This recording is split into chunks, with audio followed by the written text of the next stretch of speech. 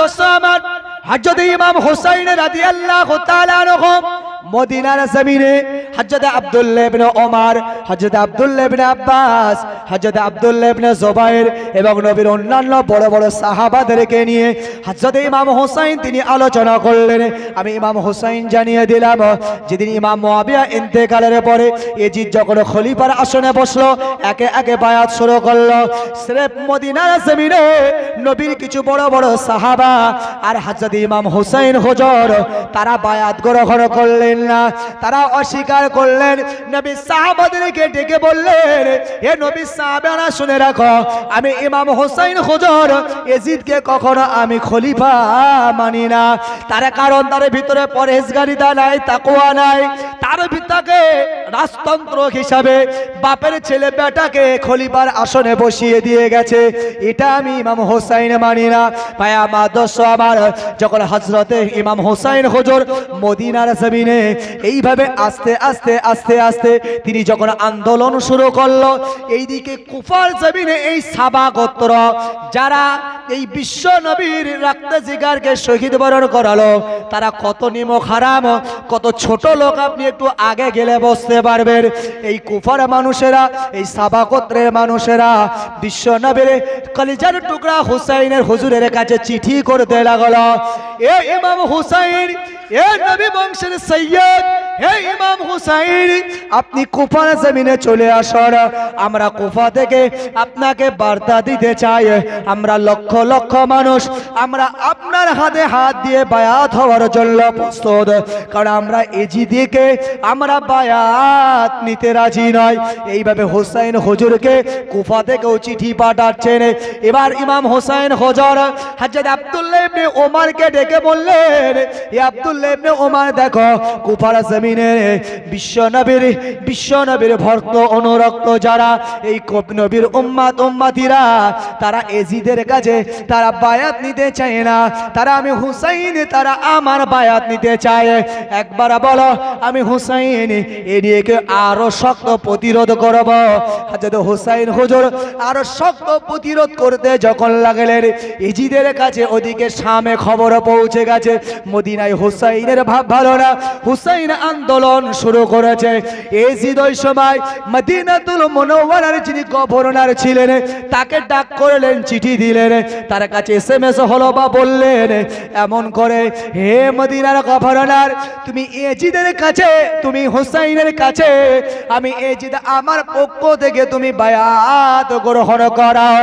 এমনি করে এজিদের কথা মতো মদিনার গভর্নর চলে গেল হযরত ইমাম হুসাইন হুজুরের কাছে, নবীর বড় বড় সাহাবাদের কাছে, সকলের কাছে যাবার পরে বায়াতের কথা বললেন। ইমাম হুসাইন হুজুর বললেন, আমি এজিদের বায়াত মানি না, আমি এজিদের উপরে বায়াত গ্রহণ করব না। এ কথা মদিনাতুল মুনাওয়ারার ভাইমা দোস্ত আমার গভর্নর তিনি এজিদের কাছে খবর পৌঁছালেন।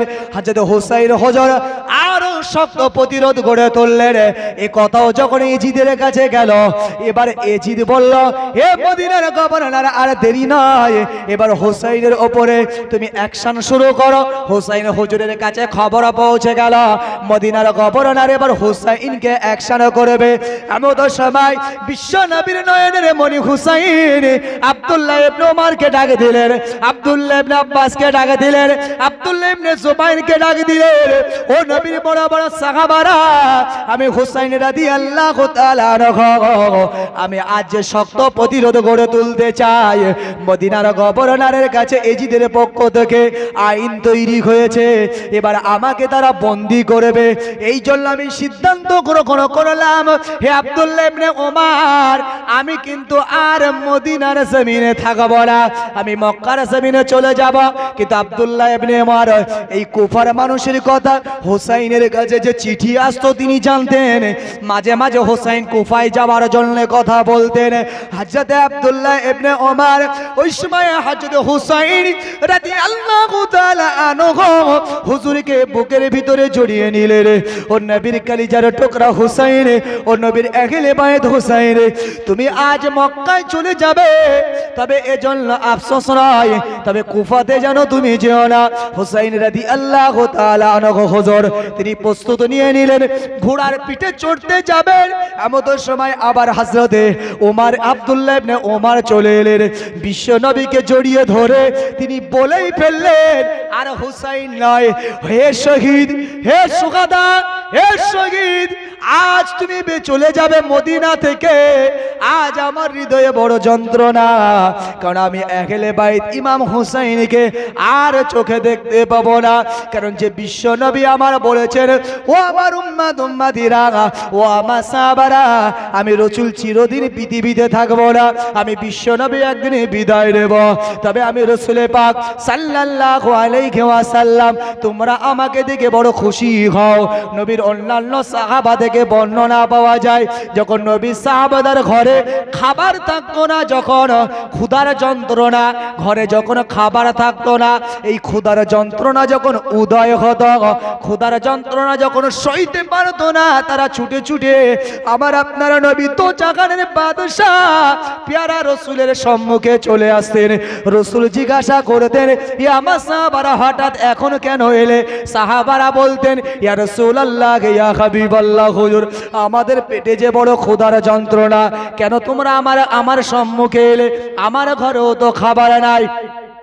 বিশ্ব নবী আমার যখন সাহাবাদের কথা বলতেন, সাহাবারা বলতে লাগেন, ইয়া রাসূলুল্লাহ, ইয়া হাবিবাল্লাহ হুজুর, আসলে আমরা আপনার কাছে খাবার চাওয়ার জন্য, খাবার পাওয়ার জন্য আসি নাই। ইয়া রাসূলুল্লাহ, ইয়া হাবিবাল্লাহ হুজুর, পেটে যে ক্ষুধার যন্ত্রণা, আর আপনার যখন নূরের চেহারাটা, নূরের মুখটা যখন আমরা দেখতে পেতাম, আপনার চেহারা দেখে আমরা আমাদের ক্ষুধার যন্ত্রণা ভুলে যেতাম। আমাদের খাওয়ার কথার মনে থাকতো না, আমাদের ক্ষুধার যন্ত্রণা মিটার জন্য আপনার চেহারা দেখতে আসতাম। তরুণেরা, সেই বিশ্ব নবী আমার বলছেন, শোনো, আমি রাসূল চিরদিন পৃথিবীর জমিনে বেঁচে থাকবো না, আমি রাসূল একদিন বিদায় নেব, আমি রাসূল একদিন চলে যাব। তবে আমি রাসূলুল্লাহ বিদায় নেবার পরে তোমরা যারা আমার চেহারা দেখি খুশি থাকতে, যারা আমার চেহারা দেখার পিপাসিত হবে, ও আমার সাহাবারা, আমি রাসূল জানিয়ে দিলাম, আমার ইন্তেকালের পরে যারা আমাকে দেখতে চাও, তারা আমার হুসাইনকে দেখে নিও। যারা আমাকে দেখতে চাও, তারা আমার হুসাইনের চেহারা দেখে নিও। কারণ ভাই আমার, দোস্ত আমার, বিশ্ব নবী আমার বললেন, ও আমার সাহাবারা, দেখো দেখো দেখো, আমার চেহারা, আমার সাদৃশ্য, আমার মুখের চেহারার সাথে হুসাইনের সাদৃশ্য মিলে যায়। ভাই আমার, দোস্ত আমার, আল্লাহ নবী সাহাবা হযরত আব্দুল্লাহ ইবনে ওমর বিশ্ব নবীর নয়নের মণি ইমামে হুসাইনকে বুকের ভিতরে জড়িয়ে ধরলেন।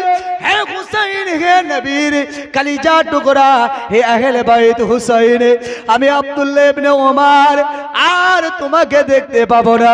রাসূলের দেখার যখন মনটা চাইতো, রাসূলের দেখার যখন ইচ্ছাটা হতো, ওই সময় হে হুসাইন, আমি তোমার চেহারাটা দেখে নিতাম, কারণ তোমার চেহারার সাদৃশ্যর সাথে রাসূলুল্লাহর চেহারাটা মিলে যেত। রাসূল বললেন, যারা আমাকে দেখতে চায় তারা যেন হুসাইনকে দেখে নেয়। হে আব্দুল্লাহ ইবনে ওমর বললেন, হে শহীদ, আর তোমাকে দেখতে পাবো না, এটাই হলো আমার হৃদয়ের কষ্ট। তবে হে শহীদ, তবে আমি আজকের দিনেও তোমাকে আবার সাবধান করি, খবরদার খবরদার, কুফার ওই মানুষদের কাছে ওদের ওই ডাকে সাড়া দিয়ে যেন তুমি কুফার জমিনে যেও না। হযরত হুসাইন হুজুর মক্কার জমিনে চলে গেলেন। মক্কার জমিনে যাবার পরে কুফা থেকে আবার চিঠি আসতে লাগলো, হাজারো হাজারো চিঠি, কেউ বলেছেন 70,000, 200, 400 ইত্যাদি। তবে এটাই আমাদের কাছে সব থেকে বড় বিষয়, হাজার হাজার চিঠি এসেছে, অগণিত চিঠি এসেছে। হযরত হুসাইন রাদিয়াল্লাহু তাআলা আনহু হুজুরের কাছে যখন মক্কায় বারংবার চিঠি আসে, হুসাইন হুজুর অস্থির হয়ে পড়ে, ও নবী সাহাবারা, আমাকে এবার কুফায় যেতে দাও, কুফায় লক্ষ লক্ষ মানুষ তারা অপেক্ষারত, আমি হুসাইন আমার হাতে হাত দিয়ে তারা বায়াত গ্রহণ করবে। এমন সময় নবী সাহাবারা যেতে দেন না। হুসাইন হুজুর যখন একেবারে অস্থির হয়ে পড়লেন, পরিশেষে তিনি বললেন কিয়ামতের ময়দানে মাহশরে যদি রবের দরবারে ওই কুফার মানুষেরা যদি আমাকে দাঁড় করিয়ে দেয় যে ওই দিনে হে হুসাইন তোমার হাতে হাত দিয়ে তোমার নামে বায়াত হতে চেয়েছিলাম কিন্তু তুমি বায়াত দিতে দাও নাই, তুমি পিছিয়ে পড়েছিলে, এইভাবে যদি আমি হুসাইন আমাকে কিয়ামতের দিনে কাঠগড়ায় দাঁড় করায়, এই বলে হুসাইন হুজুর বললেন আমি আর তোমাদের কথা শুনবো না, বারংবার চিঠি আসে আমি কুফার জমিনে যাব। হযরত হুসাইন রাদিয়াল্লাহু তাআলা আনহু হুজুরের এই কথা শুনে নবী সাহাবারা বললেন ও হুসাইন না না না, তবে অবশ্যই তুমি যেতে চাইছো, তোমাকে বাধা দেব না, তবে হুসাইন এখন না, তবে আমাদের পক্ষ থেকে আমরা আগে কুফার জমিনে একজনকে পাঠাবো, সে পর্যবেক্ষণ করে সে যদি আমাদেরকে যাওয়ার কথা বলে তবেই আমরা কুফাতে যাব। ভাই আমার দোস্ত আমার, এই মক্কা থেকে কুফার জমিনে যাকে পাঠানো হয়েছিল, মক্কার জমিন থেকে যারা নামটা হলো মুসলিম বিন আকিল রাদিয়াল্লাহু তাআলা আনহু, এই মুসলিম বিন আকিল হুজুরকে পাঠানো হলো। তিনি যখন কুফার জমিনে পৌঁছে গেল, যখন জানতে পারলো হযরত ইমাম হুসাইনের পক্ষ থেকে মুসলিম বিন আকিল এসেছে, ওই সময়তে একে একে মুসলিম বিন আকিলের হাতে হাত দিয়ে হযরত ইমাম হুসাইন হুজুরের নামে বায়াত নিতে লাগলো। একজন দুইজন নয় ভাই আমার দোস্ত আমার, 12,000 ওই কুফার মানুষেরা, সাবা গোত্রের মানুষেরা, 12,000 মানুষ হযরতে মুসলিম বিন আকিলের হাতে হাত দিয়ে বায়াত গ্রহণ করলেন হুসাইনের নামে। ভাই আমার দোস্ত আমার, ওই সময়তে হযরতে মুসলিম বিন আকিল কুফার অবস্থা দেখে সবাই হুসাইনের জন্য পাগল, তিনি চিঠি লিখতে লাগলেন হে হুসাইন আর দেরি নয়, এবার তুমি চলে এসো, কুফার অবস্থা বড় ভালো। চিঠি তিনি ছেড়ে দিলেন। এমন সময় ওইদিকে শামে বসে আছে কুরসিতে কে ইয়াজিদ, এই ইয়াজিদের কাছে খবর পৌঁছে গেল কুফার এই রকম ঘটনা চলতে লেগেছে, হুসাইনের নামে বায়াত হচ্ছে। এমন সময় এই কুফার তৎসময়ের যিনি গভর্নর ছিলেন, যার নাম হলো নোমান ইবনে বশির রাদিয়াল্লাহু তাআলা আনহু, তিনি কিন্তু একজন সাহাবী। ভাই আমার দোস্ত আমার, নরম পন্থার মানুষ ছিল। ওই সময়তে এই ইয়াজিদ তিনি চিন্তা করলো নোমান বিন বশিরের দ্বারা হুসাইনকে রোখা যাবে না। বসরা থেকে এমনি করে উবাইদুল্লাহ ইবনে জিয়াদ, তিনি ছিলেন বসরার গভর্নর। এই বসরার গভর্নর উবাইদুল্লাহ ইবনে জিয়াদকে আদেশ করলো হে উবাইদুল্লাহ ইবনে জিয়াদ, যাও চলে যাও, তুমি কুফার গভর্নর হিসাবে নিয়োগ হও। এক সময়ে দুইজন গভর্নর, একজন নোমান ইবনে বশির আর একজন হলো উবাইদুল্লাহ ইবনে জিয়াদ। আর এই উবাইদুল্লাহ ইবনে জিয়াদকে দায়িত্ব দেয়া হলো, দেখো না কুফার জমিনে কে ইমাম হুসাইনের নামে বায়াত করাচ্ছে। ভাই আমার দোস্ত আমার, দেখা গেল যার নামটা হলো মুসলিম বিন আকিল রাদিয়াল্লাহু তাআলা আনহু। এমন সময় উবাইদুল্লাহ ইবনে জিয়াদ বলছে এই মুসলিম বিন আকিলকে কে ঠিকানা দিয়েছে, এর নামটা আগে বলো। যার নামটা হলো হানি, হযরতে হানি। এই হানির নামটা জানার পরে সর্বপ্রথম এই হানিকে নিয়ে বন্দী করা হলো। উবাইদুল্লাহ ইবনে জিয়াদ তার সেনা সৈন্যদেরকে নিয়ে এই হানিকে প্রথম বন্দী করলেন। আর মুসলিম বিন আকিল তিনি গরম হয়ে গেলেন।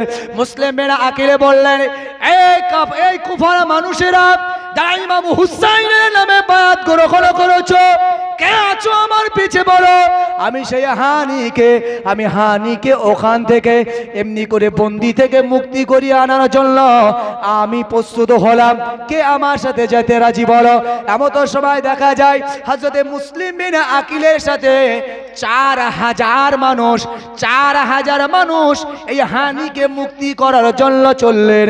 ভাই আমার দোস্ত আমার, এই সেই সাবা গোত্রের মানুষ, কারোর বিবি এসেছে, কারোর ভাই এসেছে, কারোর স্বামী এসেছে, কারোর স্ত্রী এসেছে, বলতে লাগে না না মুসলিম বিন আকিলের সাথে যেও না, উবাইদুল্লাহ ইবনে জিয়াদ ভালো না, সমস্যার সম্মুখীন হয়ে যাবে, হত্যা হয়ে যাবে, মার্ডার হয়ে যাবে।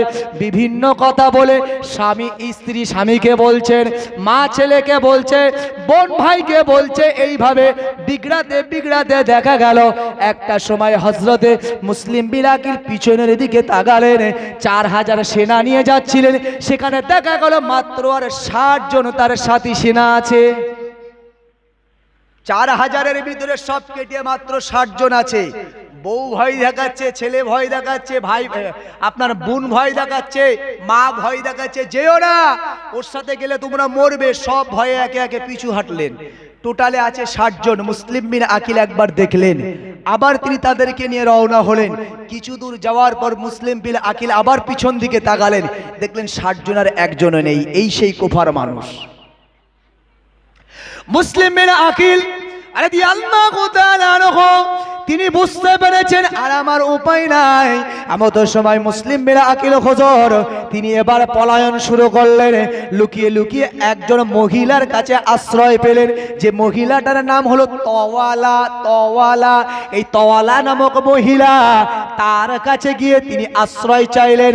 সব ঘটনা তার সাথে খুলে বললেন। বলবার পরে তার কাছে গোপন ভাবে থাকার জন্য তিনি একটু আশ্রয় চাইলেন। মুসলিম বিন আকিল হুজুর ওই মহিলার বাড়িতে গোপন ভাবে আশ্রয় নিলেন। ওই মহিলারই বেটা হযরতে মুসলিম বিন আকিলের যখন খাওয়ার সময় হয়, গোপনে গোপনে মহিলা ঘরের ভিতরে খাওয়া দেয়। এমত সময় যুবক জিজ্ঞাসা করে, হে জননী মা, ঘরের ভিতরে কোন মেহমান এসেছে? কে এসেছে যারা খাবার দিতে আপনি যান? এমত সময় মুসলিম বিন আকিল হুজুরের কথা যদিও মা গোপন রাখতে চাইলেন, ছেলে গোপন রাখতে দিলেন না। ঘরের ভিতরে ঢুকে পড়লেন। তিনি ঘরের ভিতরে যাবার পরে দেখতে পারেন সেই লোক যার নামে ওয়ারেন্ট জারি হয়েছে, যার সম্পর্কে উবাইদুল্লাহ ইবনে জিয়াদ সেনা নামিয়ে দিয়েছে, সেই মুসলিম বিন আকিল হুজুরকে দেখে এ যুবক আর দেরি না করে উবাইদুল্লাহ ইবনে জিয়াদের কাছে সংবাদ পৌঁছে দিলেন। উবাইদুল্লাহ ইবনে জিয়াদ তার 4000 সেনা নিয়ে হযরত মুসলিম বিন আকিলকে তারা অ্যারেস্ট করে নিয়ে চলে গেলেন। এই মুসলিম বিন আকিল হুজুরের উপরে এমন ভাবে নির্মম এমন জুলুম করলো, অত্যাচার করলো। কেউ বলেছেন তাকে শুলিতে চড়ানো হলো। কুফার বড় মসজিদের সামনে শুলিতে চড়িয়ে তাকে উপরে ঝুলিয়ে রাখা হলো। কেউ বললেন না না, কুফার ওই বড় মসজিদের ছাদ থেকে তাকে ফেলে হত্যা করে ঝুলিয়ে দেওয়া হলো। ভাই আমার, দোস্ত আমার, হযরত মুসলিম বিন আকিল রাদিয়াল্লাহু তাআলা আনহু হুজুরকে এই নির্মম অবস্থায় উবাইদুল্লাহ ইবনে জিয়াদ তাকে হত্যা করলো। ভাই আমার, দোস্ত আমার, তবে হত্যার আগেও হযরতে মুসলিম বিন আকিল বলেছিলেন, কে আছো নবী পরিবারের হযরতে হুসাইনকে রক্ষা করবে? একবার কি কেউ পারবে হুসাইনের কাছে গিয়ে খবরটা পাঠাতে যে কুফার অবস্থা কিন্তু আর ভালো না? কিন্তু এ খবর পাঠানোর আর লোক হলো না। যখন হুসাইন হুজুর মক্কার জমিনে এই মুসলিম বিন আকিলের চিঠিটা পেয়ে গেল, মুসলিম বিন আকিল বললেন, হে হুসাইন, আর দেরি নয়, কুফার অবস্থা বড় ভালো, সবাই তোমার জন্য পাগল। আমার হাতে হাত দিয়ে একজন দুইজন নয় 12,000 মানুষ তোমার নামে বায়াত গ্রহণ করেছে। হুসাইন, আর দেরি করো না। হযরত ইমাম হুসাইন রাদিয়াল্লাহু তাআলা আনহু সাহাবাদেরকে ডেকে বললেন, আমার সাহাবারা দেখো, এই সেই মুসলিম বিন আকিলের চিঠিটা। হযরত মুসলিম বিন আকিলের চিঠিটা দেখানোর পরে সাহাবারাও নবী দহিত্র ইমাম হুসাইনকে যাওয়ার জন্য অনুমতি দিলে। সাথী হলেন 72 জন, কাফেলা হলো 72 জন। নারী আছে, শিশু আছে। তবে মনে রাখবেন, হুসাইন হুজুর কারবালায় যুদ্ধ করতে যায় নাই, কারণ ইসলামের নিয়ম হলো যুদ্ধ ময়দানে তোমরা যুদ্ধ করতে যাবে, কোনো নারীকে নিয়ে যাবে না, কোনো শিশুকে নিয়ে যাবে না। তাহলে হুসাইন হুজুরকে এই কাজ করতেন, আসলে শহীদের জন্য নয়। হযরত হুসাইন রাদিয়াল্লাহু তাআলা আনহু 72 জনের কাফেলা নিয়ে বার হলেন। তারিখটা ছিল জিলহজ মাসের 8 তারিখ। জিলহজ মাসের 8 তারিখ মানে মুহররমের আগের যে মাস, এই মাসটাকে জিলহজ মাস বলা হয়। এই জিলহজ মাসের 8 তারিখে তিনি বার হলেন। এদিকে 22 দিন, আর এই 10ই মুহররম আশুরার দিন কারবালা, অর্থাৎ সেই দিন শহীদ বরণ করেছিলেন। ভাই আমার, দোস্ত আমার, হযরত হুসাইন রাদিয়াল্লাহু তাআলা আনহু ইরাকের কারবালার কিছুটা আগে, ভাই আমার, দোস্ত আমার, এই মুহররম মাসের 2 তারিখ তিনি পৌঁছে গেছেন। আবার কেউ বলেছেন মুহররম মাসের 2 তারিখে কারবালার প্রান্তরে পৌঁছে গেছে। ভাই আমার, দোস্ত আমার, কেউ বলেছেন মুহররম মাসের 10 তারিখে এসেছেন, কেউ বলেছেন মুহররম মাসের 9 তারিখে কারবালার ময়দানে পৌঁছেছেন। হযরত ইমাম হোসেন রাদিয়াল্লাহু তাআলা আনহু হুজুর তিনি কারবালা থেকে একটু অদূরে যখন তিনি আসলেন, এমন সময় উবাইদুল্লাহ ইবনে জিয়াদের নেতৃত্বে ভাই আমার দোস্ত আমার সেনা প্রধান বানানো হলো, যার নাম ছিল হোর ইবনে ইয়াজিদ। এই হোর ইবনে ইয়াজিদ তিনি হলেন সেনা প্রধান। উবাইদুল্লাহ ইবনে জিয়াদের নেতৃত্বে হযরত ইমাম হুসাইন হুজুরকে অ্যাটাক করা হলো। ইমাম হুসাইন রাদিয়াল্লাহু তাআলা আনহু বললেন, হে উবাইদুল্লাহ ইবনে জিয়াদ, কেন তুমি আমাদেরকে আটকাতে চাও? কেন তোমরা আমাদেরকে বন্দী করতে চাও? আমি তো কুফার দিকে এগিয়ে যাই, এই দেখো একে একে নয় হাজার হাজার চিঠি আমার কাছে এসেছে, না তোমাকে কুফায় যেতে দেওয়া হবে না। ভাই আমার দোস্ত আমার উবাইদুল্লাহ ইবনে জিয়াদ বললেন, তোমাকে এখনই আমরা বন্দী করব।